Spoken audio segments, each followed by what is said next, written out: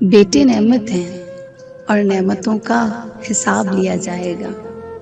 बेटियां तो रहमत हैं और रहमत का कोई हिसाब नहीं। खुदा करे जब बेटियां बाप से कुछ मांगे तो बाप की जेब खाली ना हो।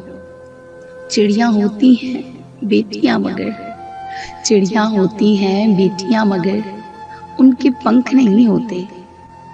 याद सताएगी बाबुल को जब तन्हा छोड़ जाएगा। वो बुलबुल, कोयल, तितली, वो पगली अपने बाबा की। बेटे अगर औलादे नरीना होते हैं तो बेटियां भी औलादे नगीना होती हैं और इन नगीनों को ठेस नहीं लगनी चाहिए, चाहे वो अपनी हो या पराई। मैं तो अपनी माँ के बगैर एक पल भी नहीं रह सकता। न जाने बेटियां ये हुनर कहाँ से लाती हैं। औलाद के लिए अगर कुछ घर लाओ तो पहले बेटी को दो, फिर बेटे को दो। दुनिया की सोच उस दिन ठीक हो जाएगी जब लोग मिठाई बांट कर कहेंगे, मेरे घर बेटी हुई है।